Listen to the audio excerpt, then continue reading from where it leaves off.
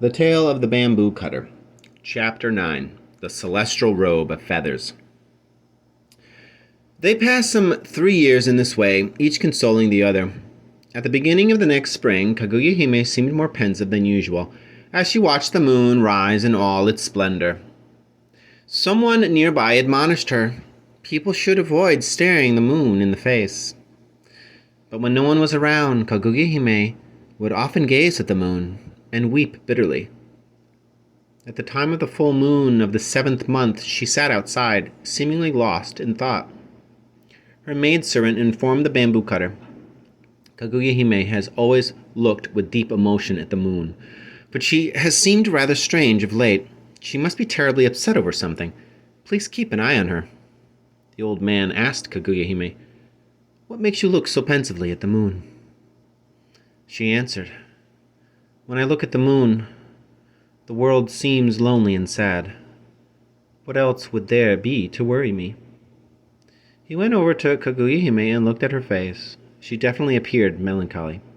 He asked, "My dear one, what are you thinking of? What worries you?"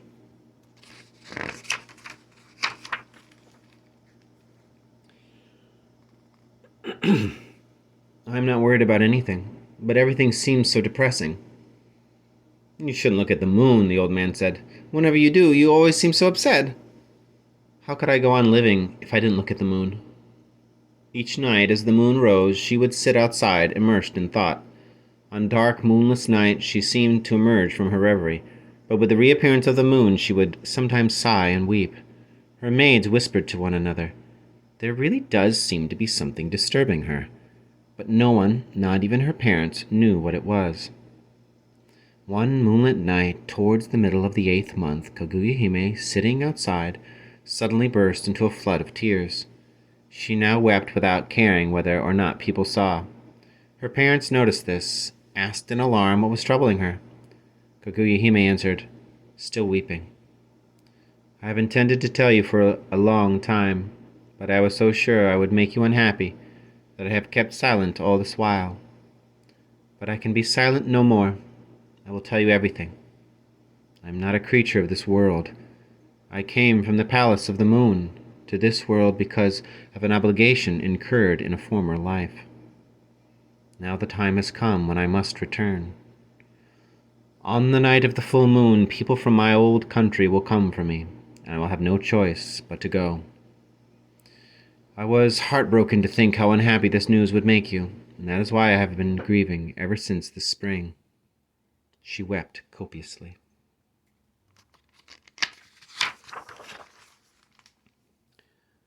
Weeping Kaguya Hime.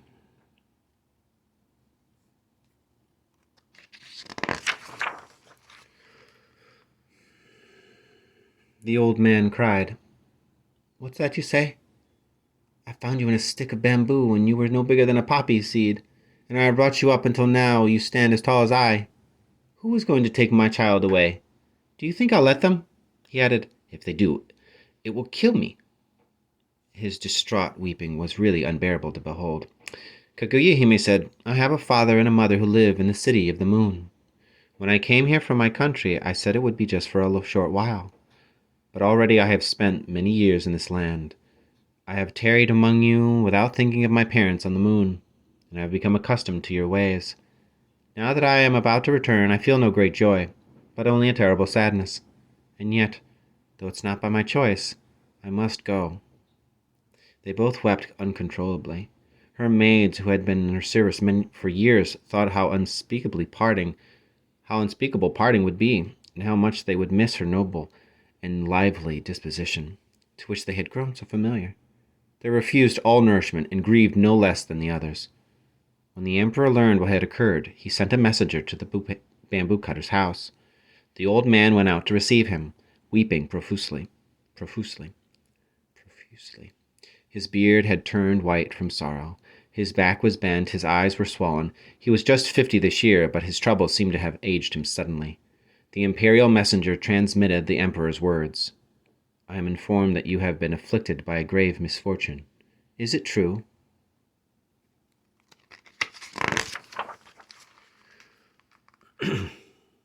The bamboo cutter, weeping, answered the message.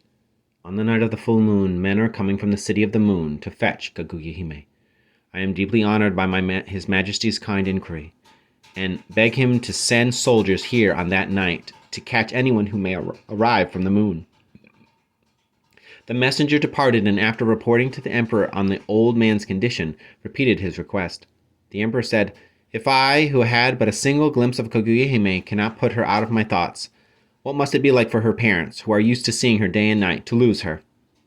On the 15th, the day of the full moon, the emperor issued orders to the different guards' headquarters, and designated as his official envoy the junior commandant of the palace guards, Takano no Okuni, sent a force of some 2,000 men from the 6th headquarters to the bamboo cutter's house.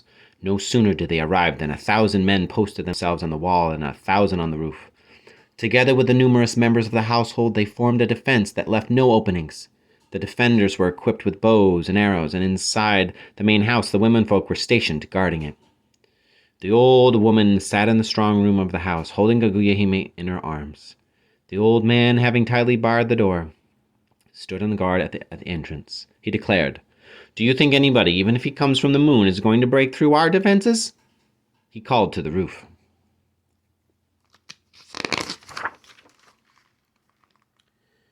"Shoot to kill if you see anything flying in the sky, no matter how small." The guards answered, "With defenses as strong as ours, we're sure we can shoot down even a mosquito. We'll expose its body as a warning to the others." Their words greatly reassured the old man. Kaguya-hime said, "No matter how you lock me up and try to guard me, you won't be able to resist the men from the moon. You won't be able to use your weapons on them, even if you shut me up in this room. When they come, everything will open before them. Resist them though you may. When they come, even the bravest man will lose heart. If anyone comes after you, I'll tear out his eyes with my long nails," cried the old man. "I'll grab him by the hair and throw him to the ground. I'll put him to shame by exposing his behind for all the officers to see," he shouted with anger. "Don't talk in such a loud voice," cautioned Kaguya-hime. "It would be shocking if the men on the roof heard you. I am very sorry to leave you without ever having expressed my gratitude for all your kindnesses. It makes me sad to think that fate did not permit us to remain together for long, and I must soon depart. Surely you know it will not be easy for me to leave without ever having shown in the least my devotion to you, my parents. When I have gone outside and have sat looking at the moon, I have always begged for just one more year with you, but my wish was refused. That was what made me so unhappy. It breaks my heart to leave you after bringing you such grief. The people of the moon are extremely beautiful, and they never grow old, nor have they any worries. Yet I am not happy to be returning. I know that I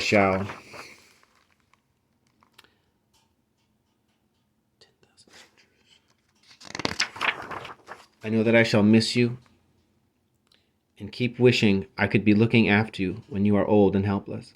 She spoke in tears. "Don't talk of such heart-rending things," the old man exclaimed. "No matter how beautiful those people may be, I won't let them stand in my way." His tone was bitter. By now the evening had passed. About midnight, the area of the house was suddenly illuminated by a light more dazzling than that of high noon, a light as brilliant as 10 full moons put together, so bright one could see the pores of a man's skin. Then down from the heavens men came riding on clouds, and arrayed themselves at a height some 5 feet about the ground. The guards inside and outside the house, seemingly victims of some supernatural spell, quite lost their will to resist. At length they plucked up their courage and tried to ready their bows and arrows, but the strength had gone from their hands, and their bodies were limp. Some valiant men among them, with a great effort, tried to shoot their bows, but the arrows glanced off harmlessly in all directions. Unable to fight boldly like soldiers, they could only watch. They could only watch on stupefied. Words cannot describe the beauty of the raiment worn by the men who hovered in the air. With them they had brought a flying chariot, covered by a parasol of gauzy silk. One among them, apparently their king, called out, "Miyatsu Komaro, come here!" The old man, who had assumed such an air of defiance, prostrated himself before the stranger, feeling as if he were in a drunken stupor. The king said, "You childish old man, we sent the young lady down into the world for a short while, in return for some trifling good deeds you had performed. And for many years we have bestowed riches on you, until you are now like a different man. Kaguya Hime was obliged to live for a time in such humble surroundings because of a sin she had committed in the past. The term of time in such humble surroundings. Oh, the term of her punishment is over, and we have come, as you can see, to escort her home. No matter how you weep and wail, old man, you cannot detain her. Send her forth at once. I have been watching over Kaguya Hime for more than 20 years, the old man answered. You speak of having come down into this world for a short while. It makes me wonder if you are not talking about some other Kaguya Hime living in a different place. He added, Besides, the Kaguya Hime I have here is suffering from a serious illness and cannot leave her room. No answer met his words. Instead, the king guided the flying chariot to the roof, where he called out, Kaguya Hime, why have you lingered such a long time in this filthy place? The door of the strong room flew open, and the lattice-work shutters opened of their own accord. The old woman had been clutching Kaguya Hime in her arms, but now the girl freed herself and stepped outside. The old woman, unable to restrain her, could only look up to heaven and weep. Kaguya Hime approached the bamboo cutter, who lay prostrate, weeping in his bewilderment. It is not by my own inclination that I leave you now, she said. Please at least watch as I ascend into the sky. How can I watch you when it makes me so sad? You are abandoning me to go up to heaven, not caring what may happen to me. Take me with you. He threw himself down, weeping. Kaguya Hime was at a loss what to do. She said, Before I go, I will write a letter for you. If ever you long for me, take out the letter and read it. In tears, she wrote these words. Had I but been born in this world, I should have stayed with you and never caused you any grief. To leave this world and part from you is quite contrary to my wishes. Please think of this cloak that I leave with you as a memento of me. On nights when the moon shines in the sky, gaze at it well. Now that I am about to forsake you, I feel as though I must fall from the sky, pulled back to this world by my longing for you. Some of the celestial beings had brought boxes with them. One contained a robe of feathers, another the elixir of immortality. Please take some of the elixir in this jar, said a celestial being to Kaguya Hime. You must be feeling unwell after the things you have had to eat in this dirty place. He offered her the elixir, and Kaguya Hime tasted a little. Then, thinking she might leave a little as a remembrance of herself, she started to wrap some of the elixir in the cloak she had discarded when a celestial being prevented her. He took the robe of feathers from its box and attempted to throw it over her shoulders, but Kaguya Hime cried out, Wait just a moment. They say that once you put on this robe, your heart changes, and there are still a few words I must say.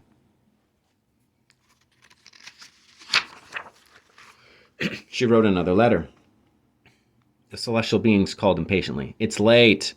Don't talk so unreasonably, exclaimed Kaguya Hime. With perfect serenity, she gave the letter to someone for delivery to the emperor. She showed no signs of agitation. The letter said, Although you graciously deign to send many people to detain me here, my escorts have come and will not be denied. Now they will take me with them to my bitter regret and sorrow. I am sure you must find it quite incomprehensible, but it weighs heaviest on my heart that you may consider my stubborn refusal to obey your commands as an act of disrespect. To the above she added the verse, Ima wa tote, ama no hagoromo, kiru orizo, kimi o aware to omoi idenuru. Now that the moment has come to put on the robe of feathers, how longingly I recall my lord. Kaguya Hime attached to the letter some elixir of immortality from the jar, and summoning the commander of the guards, directed him to offer it to the emperor. A celestial being took the gift from her hands and passed it to the commander. No sooner had the commander accepted the elixir than the celestial being put the robe of feathers on Kaguya Hime. At once she lost all recollection of the pity and grief she had felt for the old man. No cares afflict anyone who once puts on this robe, and Kaguya Hime, in all tranquility, climbed into her chariot and ascended into the sky, accompanied by a retinue of 100 celestial beings. The old man and woman shed bitter tears, but to no avail. When her letter was read to them, they cried, Why should we cling to our lives? For whose sake? All is useless now. They refused to take medicine and never left their sick beds again. The commander returned to the palace with his men. He reported in detail the reasons why he and his men had failed with their weapons to prevent Kaguya-hime from departing. He also presented the jar of elixir with a letter attached. The emperor felt much distressed when he opened the letter and read Kaguya-hime's words. He refused all nourishment and permitted no entertainments in his presence. Later the emperor summoned his ministers and great nobles and asked them which mountain was closest to heaven. One man replied, "The mountain in the province of Suruga. Suruga. It is near both the capital and to heaven." The emperor thereupon wrote this poem. Aokotomo namira ni ukabu wagami niwa shinanu kusuri mo nani ni kawasen. What use is it, the elixir of immortality, to one who floats in tears because he cannot meet her again?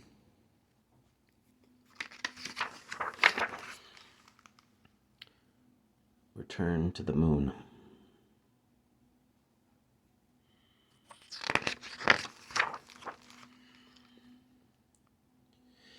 He gave the poem and the jar containing the elixir to a messenger with a command that he take them to the summit of the mountain in Suruga. He directed that the letter and the jar be placed side by side, set on fire, and allowed to be consumed in the flames. The men, obeying this command, climbed the mountain, taking with them a great many soldiers. Ever since they burnt the elixir of immortality on the summit, people have called the mountain by the name Fuji, meaning immortal. Even now the smoke is still said to rise into the clouds.